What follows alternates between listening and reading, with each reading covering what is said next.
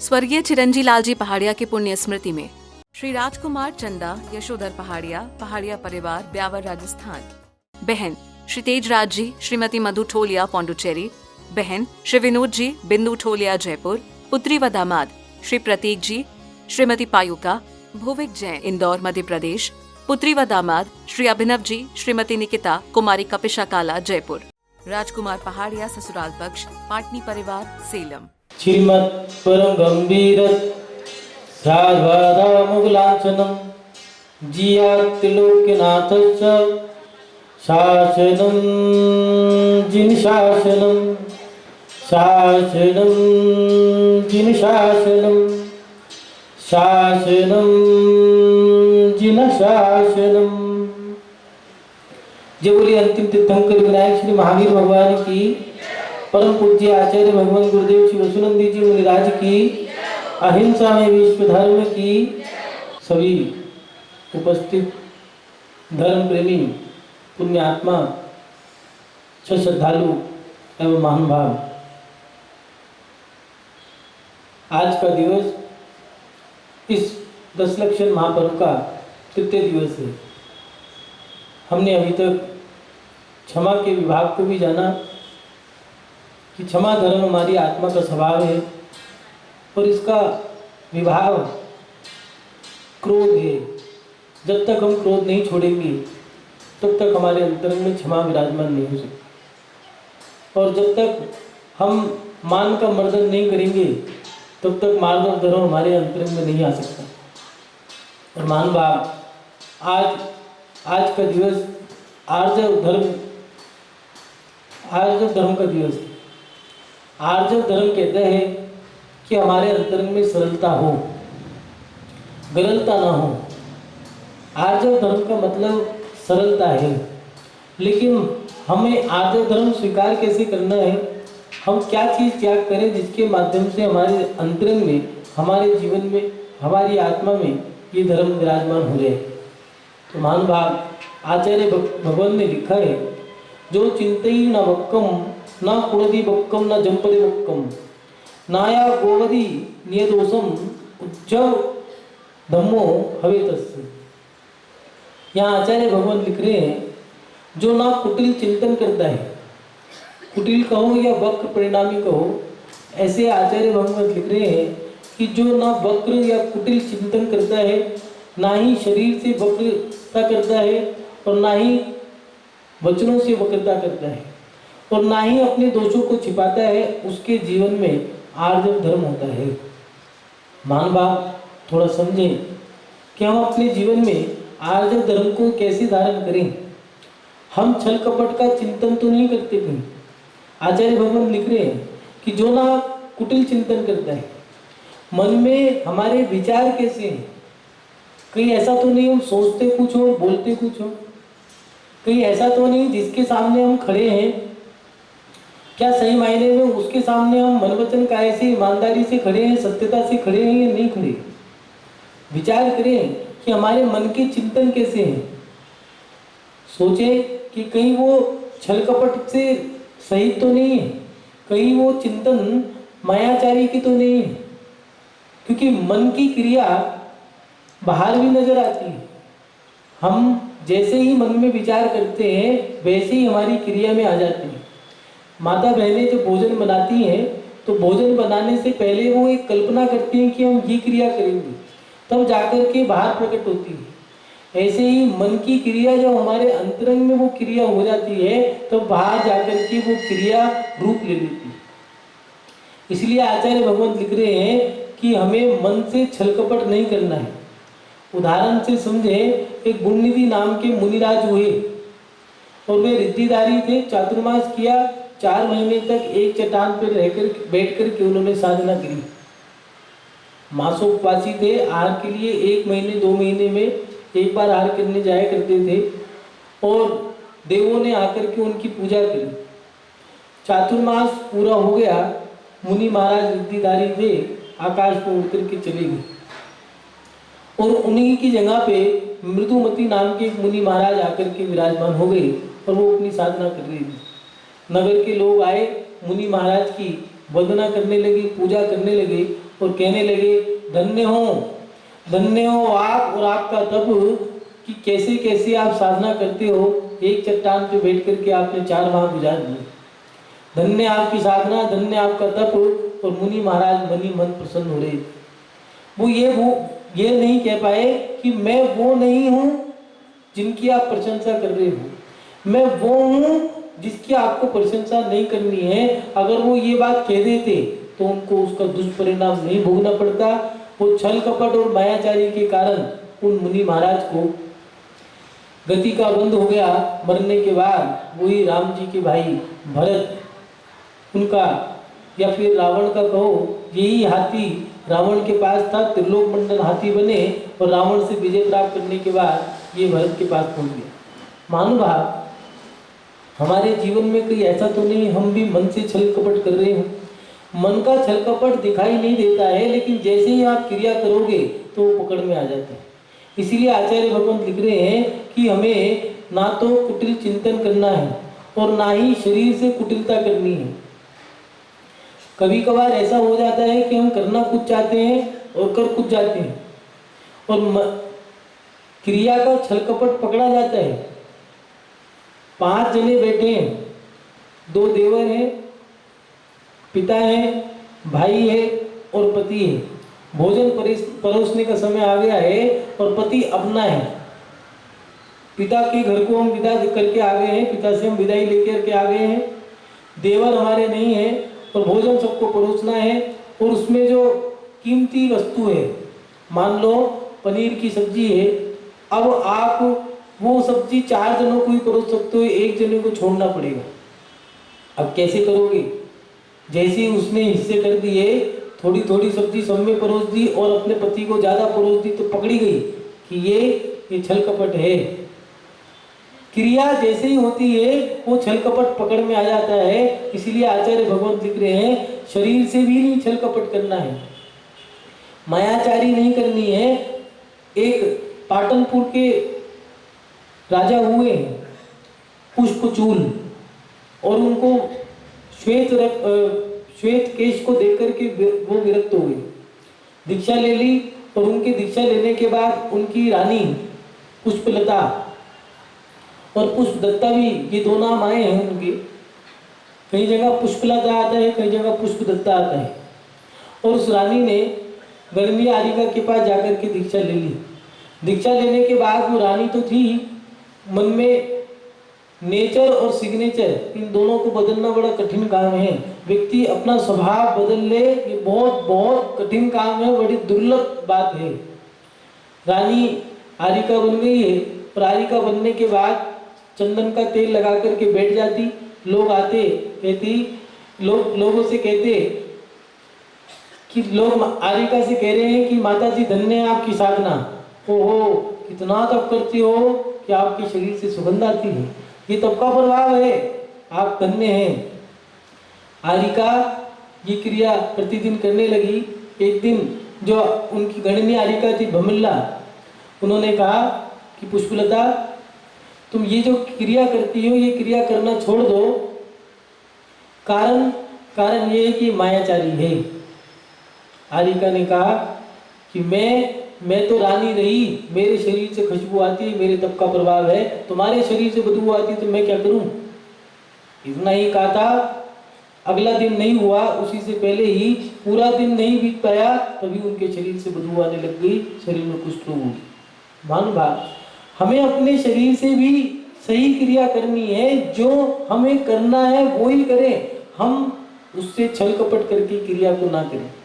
हम ईमानदारी से सत्यता के साथ अपनी क्रिया करें। हम जब क्रिया छल कपट के साथ करते हैं तो लोग हमसे फिर कटने लगते हैं, लोग हमसे हटने लगते हैं, पकड़े जाते हैं। व्यक्ति चापलूसी के जो शब्द, इसे चापलूसी कहो, छल कपट कहो, मायाचारी कहो, ये क्रियाएं पकड़ में जब आती हैं तो लोग कहते कुछ नहीं है, उससे किनारा किए। इसलिए आचार्य भगवान कह रहे हैं शरीर से भी वक्र क्रिया नहीं करनी है, कुटिल क्रिया नहीं करनी। और उसके साथ साथ मन से, वचन से और काया से, हमें वचन से भी, शरीर से क्रिया करने के बाद वचनों से भी कुटिल परिणाम या फिर वक्र परिणाम शब्दों का उच्चारण नहीं करना है। कहते कुछ है करते कुछ है, वो क्रिया गलत है। उस क्रिया को अगर आप करते हो तो उसका भुगतान करना पड़ेगा। व्यक्ति को छल कपट का भुगतान करना पड़ता है, उसको नीची मुंह की खानी पड़ती है, निगाहें नीची करनी पड़ती है। एक बार एक महिला का मन हुआ कि मैं सेवा करूंगी। 10 लाक्षण के बाद श्राद्धों का महीना आता है, कई जगह कनागत भी कहते हैं, कई जगह श्राद्ध कहते हैं। और उस महिला ने मन बना लिया कि इन श्राद्धों में मैं भी किसी विद्वान की सेवा करूंगी, किसी पंडित जी को लाऊंगी और उनकी सेवा करूंगी। नदी किनारे गई, वहां पर जाकर के बैठ गई, रोज देखती। और जैसे ही श्राद्धों का समय था, एक दिन एक व्यक्ति दिख गए। उस व्यक्ति की जटा थी, गले में रुद्राक्ष की माला थी, हाथों में एक चिमटा था, नीचे धोती ऊपर दुपट्टा, प्रत्येक धोती और दुपट्टे पे राम का नाम लिखा था, जनेऊ पहन रखा था। उसने कहा बस इससे बड़ा विद्वान क्या होगा, लगता है बड़ा अच्छा विद्वान है, महात्मा जी हैं। मैं तो विद्वान सोच रही थी, लेकिन ये तो तपस्वी निकला। अच्छा है, इन तपस्वी की पूजा सेवा करने से मेरा पुण्य बढ़ेगा। और जाकर के उनके चरणों में गिर के कहने लगी, हे महात्मा जी, मैं आपकी सेवा करना चाहती हूँ। 16 दिन श्राद्धों के हैं, सभी लोग सेवा करते हैं, मैं आपकी सेवा करना चाहती हूँ, आप मुझे स्वीकृति प्रदान करें। महात्मा जी ने भी कहती है, ठीक है, आपकी अति तीव्र भावना है तो आप हमारी सेवा कर सकती हो। तो वो महिला उन महात्मा जी को अपने घर ले गई। 1 दिन 2 दिन 10 दिन 15 दिन बीत गई, खूब अच्छे से सेवा करी।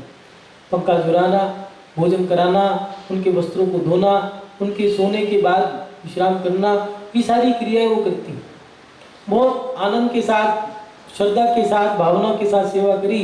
जैसे ही 16वां दिन आया और 16 दिन जैसे पूरे होने को आए, तो उस महिला ने कहा, महात्मा जी, मैंने आपकी सेवा करी, मेरी सेवा में कोई कमी रह गई हो तो बताइए। महात्मा जी ने कहा, हे नारी, आपने जो सेवा करी है, ऐसी सेवा मेरी आज तक किसी ने नहीं। महात्मा जी का सम्मान किया, तिलक लगाया, माला पहनाई, वस्त्र भेंट किए, भोजन सामग्री दी। और जब जाने लगे तो कहने लगी कि महात्मा जी, मैंने एक गलती करी है, मुझे प्रायश्चित लेना है। महात्मा जी ने कहा, बताओ क्या प्रायश्चित लेना है। कहने लगी, मैंने बहुत बड़ी गलती करी है, पहले मुझे क्षमा दान दो, तब जाकर के मैं प्रायश्चित लूँगी। ठीक है, बताओ, मैं तुम्हें क्षमा देता हूँ, क्रोध नहीं करूँगा, क्या गलती करी है बताओ। महात्मा जी, मैंने आपसे एक झूठ बोला है, मैंने आपसे छल किया है, मैं महिला नहीं हूँ। फिर आप कौन है? मैं एक वेश्या हूँ। मैंने आपकी सेवा अपने पापों को धोने के लिए करी थी, मैंने नहीं बताया, मैं जानती थी अगर पता लग जाएगा तो आप सेवा स्वीकार नहीं करोगे।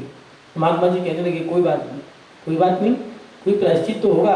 तो कहने लगे, 16 दिन पूरे भये खूब खाई खीर खांड, 16 दिन पूरे भये खूब खाई खीर खांड, पोका धन पो में गयो तुम बेश्या हम भांड। महात्मा जी, महानुभाव, जिसका जैसा धन होता है उसको वैसा मिलता है, जिसकी जैसी क्रिया होती है उसको वैसी क्रिया देखने को मिलती है। हम जब सामने वाले के साथ छल करते हैं तो हमें भी छल का भुगतान करना पड़ता है। जैसी करनी वैसा फल, आज नहीं तो वरना कल। व्यक्ति को नियम से उसका फल मिलेगा। अगर वो कोई गलत क्रिया करता है तो उसको उसका भोग भोगना पड़ेगा। छल कपट का फल अच्छा नहीं है। लाख छुपाओ छुप ना सकेगा, राज ही कितना गहरा, दिल की बात बता देता है असली नकली चेहरा। महानुभाव, तुम्हारे मन में कैसी भी हो, मन में अगर अच्छी क्रिया करता है व्यक्ति, भावना अच्छी होती है, तो लोग कहते हैं देखो व्यक्ति कैसा भी हो लेकिन भावना बहुत अच्छी है। और अगर कोई व्यक्ति कितना भी अच्छा कर ले, कितना भी बढ़िया कर ले, तन मन धन कितना ही अच्छा लगा ले, लेकिन उसके मन में अगर छल कपट है, मायाचारी है, तो लोग कहते हैं भैया क्रिया कितनी भी अच्छी कर ले लेकिन उससे बच के रहना, छलिया है, कपटी है, कभी धोखा देके चला जाए। कभी कभार लोग ऐसे सयाने होते हैं, उन पे विश्वास कर लिया जाता है, और जब विश्वास कर लें तो उसके बाद जो उस पर भरोसा कर लिया, 1-2 लाख रुपए उसको दे भी दिए और बाद में पता लगा वो तो लेके भाग गया। उस पर विश्वास करके किसी ने मकान की रजिस्ट्री करा दी है, किसी ने दुकान की या गोदाम की रजिस्ट्री करा दी है, उसने उसको पहले ही पैसा दे दिया, ठीक है भैया, बाद में पता लगा ना तो रजिस्ट्री कराई ना पैसा दिया, और क्या करा, अब खा लिया, अब मांगे तो है ही नहीं, नगर गया, अब क्या करे। लगता तो इतना बढ़िया है, धर्मात्मा तो 1 नंबर का है, मंदिर में चीख चीख के चिल्ला चिल्ला के ऐसे पूजा करता है जैसे कि इससे बढ़िया कोई भक्त नहीं हो सकता। लेकिन जब उसको परखा, उसकी क्रिया देखी, तब जाके पता लगा इससे बड़ा छलिया कपटी कोई नहीं है, ये तो दुष्ट है, लंपटी है। मानवा, हमारे जीवन में हमें छल कपट से रहित होकर के क्रिया करनी होगी। राम और लक्ष्मण दोनों के दोनों जंगल में गमन विहार कर रहे थे। विहार करते हुए लक्ष्मण ने भैया से कहा, भैया देखो कि कितना अच्छा बुगला है। पंपक नाम का एक सरोवर था, उस सरोवर में बुगले बैठे थे और वो देख करके बड़े प्रसन्न हुए। लक्ष्मण ने देखा कि कितना सुंदर जानवर है, कितना सुंदर पक्षी है ये। राम से प्रशंसा करी। राम ने कहा, लक्ष्मण ये सुंदर नहीं है, ये बुगला है, इसको बुगला कहते हैं।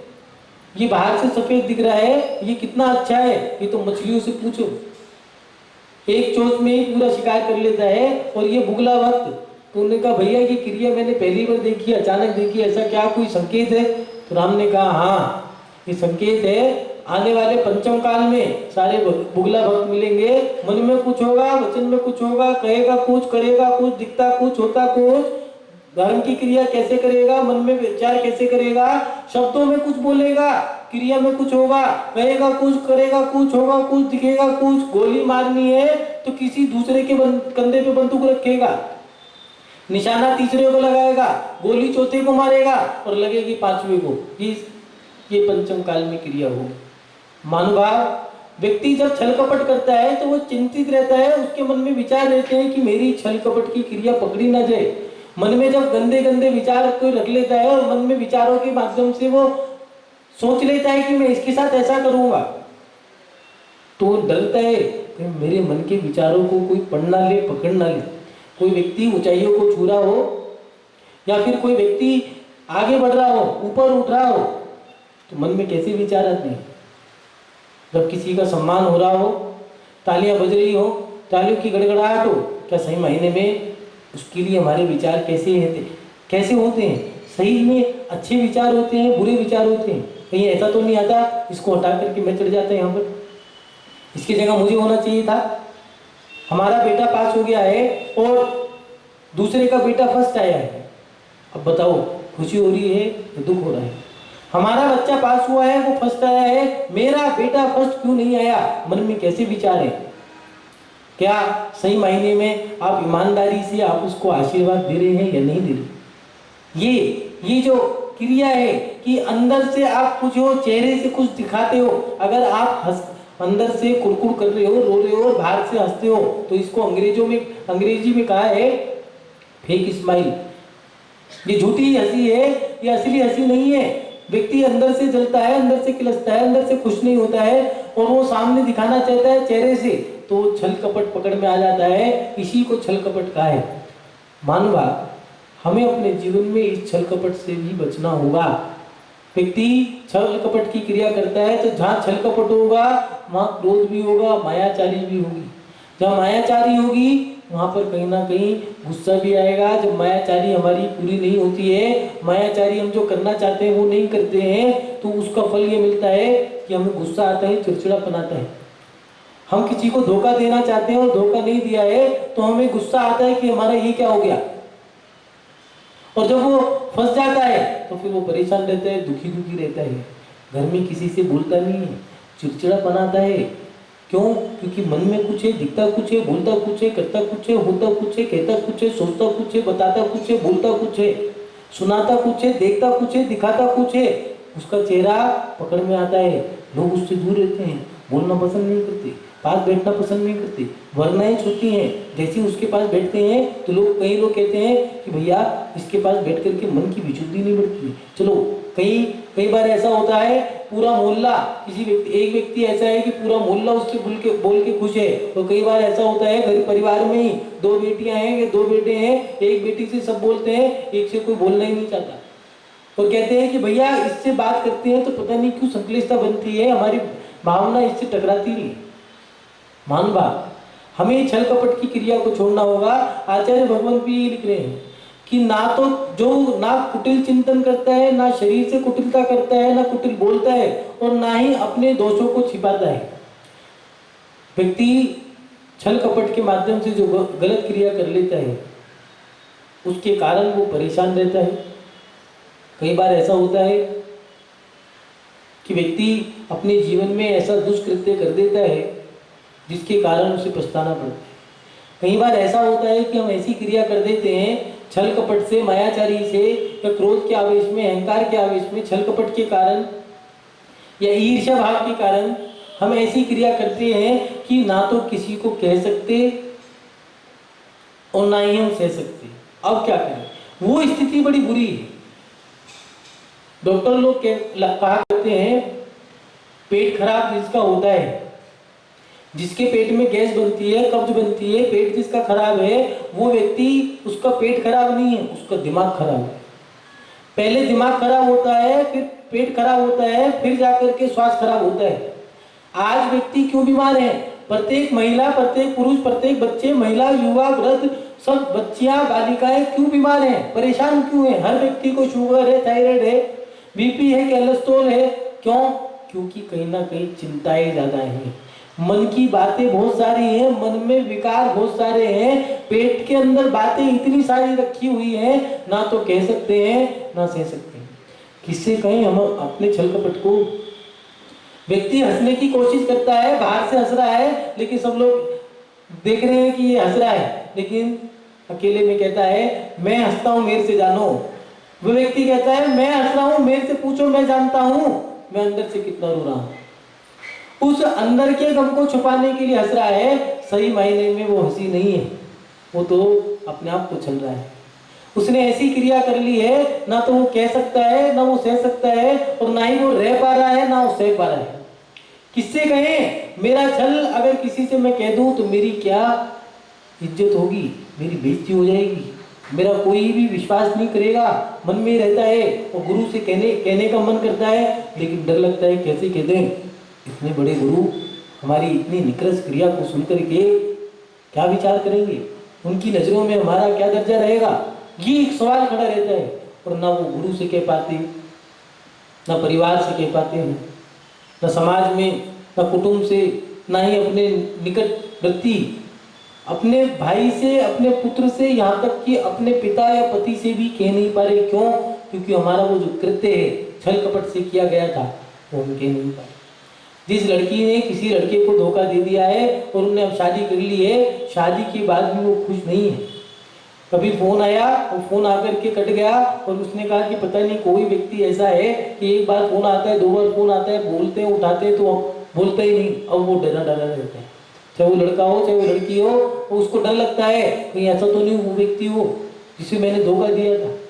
कभी कभार ऐसा होता है, व्यापार में भी हम छल कपट कर देते हैं, तो उस व्यापार में छल कपट करने के बाद उस व्यक्ति का कई बार ऐसा होता है कि दो जने बैठे थे, सुनो कल तो वो मिला था, अच्छा वो मिल गया था, कहाँ मिला, चला गया या है, क्यों तुम्हें क्या हुआ? कुछ नहीं, बस ऐसे कुछ। अब वो परेशान है, घर में मन नहीं लग रहा, किसी का गुस्सा किसी पे उतार रहा है, किसी का क्रोध किसी को उतार रहा है, पुचकार ना किसी को है, डांट किसी को रहे हैं, डांट ना किसी को है, पुचकार किसी को है। किसी का पैसा मार लिया है, मंदिर की बोली ले ली है, बोली नहीं दे रहे हैं, अब मंदिर में सर झुका रहे हैं, चोरी से जाते हैं, ऐसे समय जाते हैं जिस समय कोई नहीं होता, लगभग 12 बजे मंदिर बंद करने का समय होता है, तो कई लोग तो ऐसे हैं गाड़ी लेके आएंगे, 12 बजे जाएंगे, ना तो उस समय कोई कमेटी का सदस्य, ना कोई भक्त मिलेगा, ना कोई कम भक्त मिलेगा, धूप लगा के आ जाएंगे, धर्म का धर्म हो गया, झोंक की झोंक हो गई। छुप के बैठे हैं घर के अंदर, सबको बता दिया हम घर में नहीं है, मोहल्ला छोड़ के भाग गए हैं, प्रांत छोड़ के भाग गए हैं, कहीं और चले गए हैं। क्यों? छल कपट हमें भगाने पे मजबूर हो जाते हैं, परेशान है, क्या करें, उसका कोई उपाय नहीं। भागने से कुछ नहीं मिलेगा, छल कपट की क्रिया को रोकने से बहुत कुछ हो सकता है, लेकिन कषायों को खत्म करने से कुछ मिलेगा, कषायों से भागने से कुछ नहीं मिलेगा। भाग हमें अपने अंतरंग में इन छल कपट की क्रिया को भी, मायाचारी की क्रिया को, छल कपट की क्रियाओं को कम करना होगा, खत्म करना होगा। एक व्यक्ति थे, उनके यहाँ चोरी हुई और जैसे ही चोर जाने लगे तो एक चोर था, नया चोर, पोटली उठा करके सर पे रखी, भागने लगे तो उस चोर से पोटली गिर गई।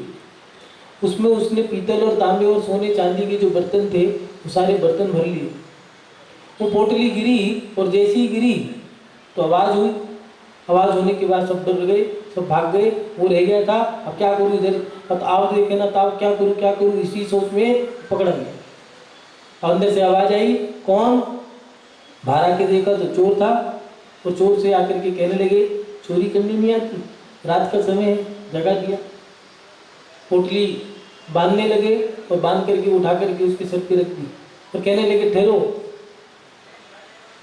एक काम करो, सर्दी का समय है, मैं तुम्हारे लिए कुछ लाता हूँ। अंदर गए और एक किताब थी उनके पास। उस किताब में से एक 5 का नोट था, सड़ा गला, बहुत पुराना, उसको निकाल के लाए और उसके साथ साथ एक फटा कंबल था उनके पास, एक ही कंबल था जो उसको ओढ़ते।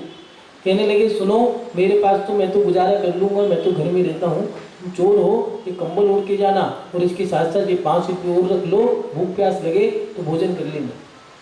घर चला गया, मुस्कुराता रहा, मजे लेता रहा। रास्ते में कहने लगा वाह भगवान, ऐसे साहूकार मिल रहे तो फिर तो मजे मजे। घर गया और जाकर के माँ से कहने लगा माँ, आज तो इतनी अच्छी चोरी हुई है, ऐसी चोरी कभी दोबारा जीवन में कभी ना तो हुई थी और भगवान करे ऐसी होती रहे तो फिर तो उनकी कृपा हो जाए, लेकिन बड़ा मुश्किल है। क्यों, क्या हुआ? माँ मैं गया, सारी घटना बताई कि चोरी, मेरी पोटली गिर गई थी, उसने सर पे उठा के रखी, देखो कंबल दिया और जेब से निकाल, अपनी किताब में से निकाल करके एक 5 का नोट भी दिया है, पुराने जमाने की बात है। माँ ने कहा भैया एक काम कर, ये जहाँ से लाया वहीं दे, क्या लगता है तू बनारसी दास के यहाँ चला गया, उसका ईमानदारी का पैसा हमें बचेगा नहीं, 10 लग जाएंगे, हमें ये पैसा नहीं चाहिए, वापस लौटा दिया। मान भाग, ये बनारसी दास जी की घटना है। विचार करें, क्या इतनी सहज और सरल प्रवृत्ति हमारे अंतरंग में है या नहीं? भिखारी अगर भीख मांगने आया है, हम उसको भोजन दे रहे हैं, धुतकार रहे हैं। सोचें, चिंतन करें, क्या किसी ने हमें कुछ कह दिया है तो हमने उसको पीछे ये कह करके डाल दिया, चलो कोई बात नहीं, हमारा अपना है, अपने ही तो डांटते हैं। लेकिन हमारा छल कपट हमें परेशान कर रहा है, हमारे अंदर ये सरल प्रवृत्ति नहीं आ पा रही, ये सहज प्रवृत्ति नहीं आ पा रही। क्यों नहीं आ पा रही? क्योंकि हम अंतरंग में सोचते कुछ है, बाहर से दिखते कुछ है, अंतरंग में होते कुछ है, बाहर से करते कुछ है, कहते कुछ है, सोचते कुछ है, बोलते कुछ है, और उसका परिणाम ये है कि हम परेशान हैं। हम अकेले में नहीं बैठ पाते, हम भीड़ में रहना चाहते हैं, हमारा मन नहीं लगता है, घर काटने को दौड़ता है, दीवारें काटने को दौड़ती हैं, जैसे ही हम खाली होते हैं तो हम बाहर भागने की कोशिश करते हैं। हम साथ बैठ के भोजन नहीं कर पा रहे क्योंकि हम अपनी मायाचारी और छल कपट के कारण एक साथ नहीं बैठ पा रहे। क्या करें, हमें कोई भी अच्छा नहीं लगता है, हर व्यक्ति के अंदर हम अवगुण देखते हैं, कोई व्यक्ति हमें अच्छा नहीं लगता। क्या करें, किसी भी प्रकार से हम खुश नहीं हैं। कई बार ऐसा होता है, कई बार व्यक्ति मंदिर ही नहीं आता था, सुबह आया, मुनि महाराज को देखा, इतनी सरल प्रवृत्ति, इतनी सहज प्रवृत्ति, बस बैठा और उनसे मिला, मिलकर के बस रोज आने लगा। फिर दोपहर में भी आने लगा, एक बार देखते हैं दोपहर में क्या करते हैं, दोपहर में भी आने लगा। शाम को देखा, शाम को क्या करते हैं, शाम को आने लगा। अब मन में, घर में मन नहीं लगता है, बेचैनी रहती है, चलो उन्हीं के पास चलते हैं, बैठ के शांति मिलती है, अच्छा लगता है। कुछ नहीं देते, बैठे रहो, बोले ना कुछ, करे ना कुछ, कहे ना कुछ, बस बैठे रहो, उन्हें देखने का मन करता है। क्यों? क्योंकि सरल प्रवृत्ति, सहज प्रवृत्ति ये मन को भाती है, ये आकर्षित करती है, क्योंकि हमारा स्वभाव सरल और सहज है, हमारा विभाव छल कपट है, मायाचारी है। मान भाग, आप सभी लोग दिगंबर मुनि महाराज ये धर्मों को धारण करते हैं और आप लोग 10 धर्मों की पूजा करते हैं कि हम भी इन धर्मों को स्वीकार कर सकें। आप सभी लोग अपने जीवन में क्रोध को छोड़ करके क्षमा को धारण करें और मान को छोड़ करके मार्दव धर्म को धारण करें और छल कपट की क्रिया, वक्र क्रिया, कुटिल परिणामों को छोड़ कर आर्जव धर्म को स्वीकार करें, इसको धारण करें। अभी आपके जीवन में भी ये 10 धर्म विराजमान हो, आप लोग इनको धारण करें। हम यही भावना बातें हैं, क्योंकि जो 10 धर्मों को धारण कर लेता है वो नियम से आत्मा का कल्याण करता है। आप सभी का शुभ हो, मंगल हो। इन्हीं सद्भावनाओं के साथ अपनी सब शक्तियों को विराम देता हूँ। जय बोलिए परम पूज्य आचार्य गुरुदेव श्री वसुनंदी जी मुनिराज की, अहिंसा में विश्व धर्म की। श्री राजकुमार चंदा यशोधर पहाड़िया, पहाड़िया परिवार, ब्यावर राजस्थान। बहन श्री तेजराज जी, श्रीमती मधु ठोलिया पौंडुचेरी। बहन श्री विनोद जी, बिंदु ठोलिया जयपुर। पुत्री व दामाद श्री प्रतीक जी, श्रीमती पायुका, भुविक जैन इंदौर मध्य प्रदेश। पुत्री व दामाद श्री अभिनव जी, श्रीमती निकिता, कुमारी कपिशा काला जयपुर। राजकुमार पहाड़िया ससुराल पक्ष, पाटनी परिवार, सेलम।